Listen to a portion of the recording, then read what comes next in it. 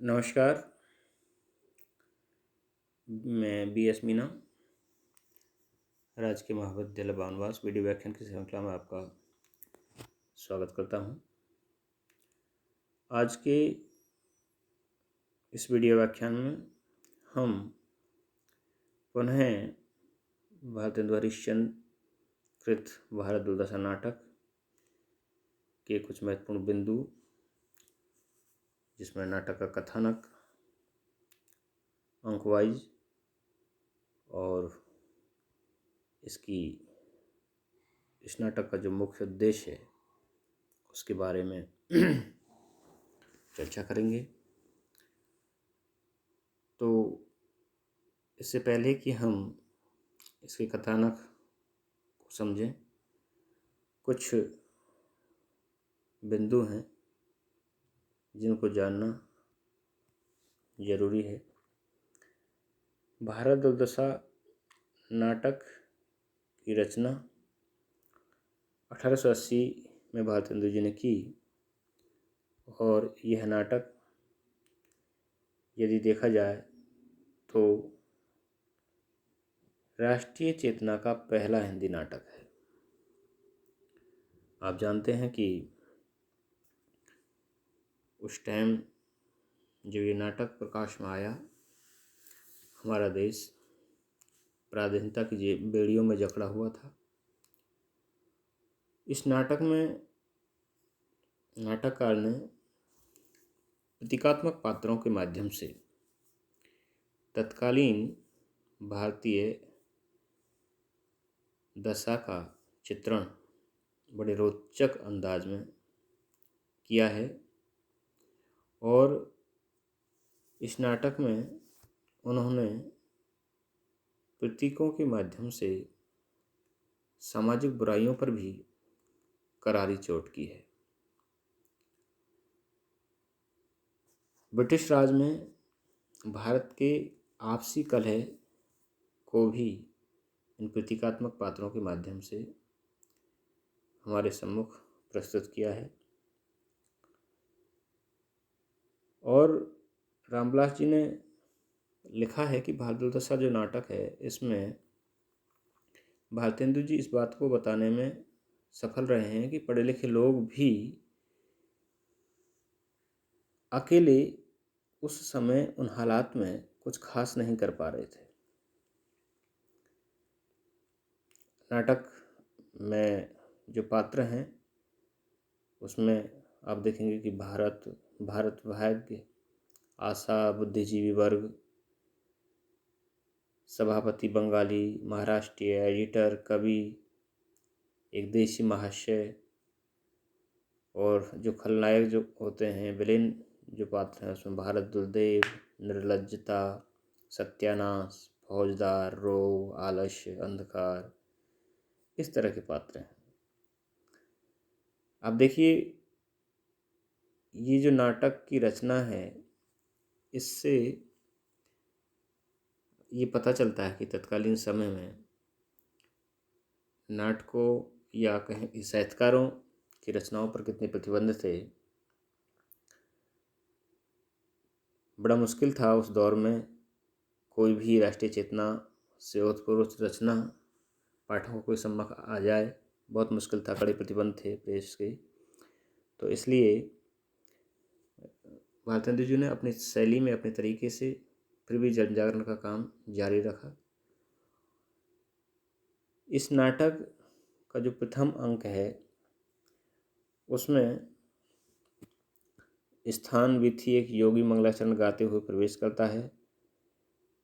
वो कहता है कि रोहऊँ सब मिलके आबहूँ भारत भाई, हा हा भारत दुर्दशा न देखी जाई। वह अपने गीत में प्राचीन वैभव का गुणगान करते हुए वर्तमान दशा पर दुख प्रकट करता है और भारत की दुर्दशा के कारणों पर प्रकाश डालता है। ये प्रथम अंक का कथानक है। दूसरे अंक में दीन भारत बिलख बिलख कर अपनी दुर्दशा का वर्णन करके मूर्छित होता है। उसी अवस्था में निर्लज्जता और आशा उसे उठाकर ले जाती हैं। तीसरा जो दृश्य है उसमें आप देखेंगे कि भारत दलदेव भारत की दुर्दशा और अपनी सफलता पर प्रसन्न होता है। और चौथे दृश्य में पुनः भारत दलदेव रोग, आलस्य, मदरा, अहंकार आदि की सहायता से भारत की रही सही दशा को भी नष्ट करने की योजना बनाता है। पांचवें अंक में 7 सभ्यों की कमेटी भारत दलदेव से भारत की रक्षा के उपायों पर विचार करती है। उसी समय डेसॉइल्टी प्रवेश कर सबको गिरफ्तार कर ले जाती है। और छठे अंक में भारत भाग मूर्छित भारत को जगाने का प्रयत्न करता है, वह से प्राचीन गौरव की स्मृति दिलाता है, अंग्रेजी राज में उन्नति की संभावनाओं पर प्रकाश डालता है। जब उधर से भी उसकी आशा नष्ट हो जाती है, तब वह अंत में निराश होकर सीने में कटार मार लेता है। इस तरह से इस नाटक का दुखांत सम्मुख आता है। लेकिन आप देखिए कि यह नाटक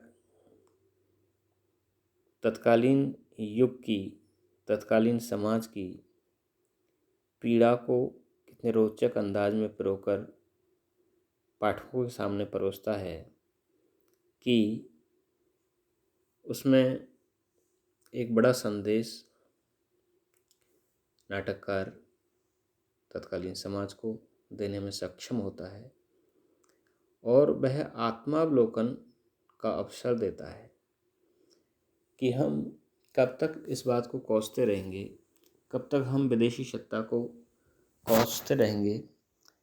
हमें आत्मावलोकन भी करना होगा कि हम उस हालात से कैसे निकल सकते हैं, या उस हालात में, उस दुर्दशा में यदि हम हैं तो उसका कारण क्या है।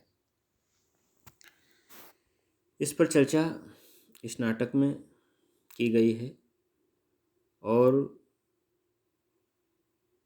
व्यंग इस नाटक का प्रधान गुण है। समाज व्यवस्था, धर्म व्यवस्था, सरकारी व्यवस्था, देशवासियों तथा समाज सुधारकों सभी पर तीखे व्यंग इसमें किए गए हैं। भारतेंदु जी की राजभक्ति तथा भारत का धन विदेश जाने की चिंता साफ साफ नजर आती है। और बड़ी प्रसिद्ध उनकी जो पंक्ति है कि अंग्रेज राज सुख साज सजे सब भारी, पर धन विदेश चल जात यही अति ख्वारी। यानी अंग्रेजी राज में बहुत सुख सुविधाएं हैं, लेकिन जो बड़ा दुख है वो यह है कि भारत का जो धन है वह विदेश जा रहा है। खैर, ये चिंता के साथ साथ यह नाटक तत्कालीन जो युग है या तत्कालीन भारत की दुर्दशा के कारणों पर गौर करने पर, इंगित करने पर पूर्णतः सफल कृति है। और यह न केवल तत्कालीन हालात में, वरन की इसकी जो प्रासंगिकता है वह आज भी है और हमेशा रहेगी। क्योंकि कोई भी समाज जब तक इन बुराइयों में जकड़ा रहेगा तब तक वह आगे नहीं बढ़ सकता, और वह अपने दुर्भाग्य को आमंत्रण देता रहेगा। उस किसी भी देश को, किसी भी राष्ट्र को, किसी व्यक्ति, संस्था अथवा समाज को यदि आगे बढ़ना है तो अपनी बुराइयों को दूर करके और कर्मरत होकर के ही आगे बढ़ा जा सकता है। अन्यथा वह ताउम्र अपनी दुर्दशा पर आंसू बहाता रहेगा। आज के इस वीडियो व्याख्यान को हम यहीं समाप्त करते हैं। आगे फिर किसी वीडियो व्याख्यान में फिर किसी नए विषय को लेकर के आपके बीच उपस्थित होंगे। धन्यवाद।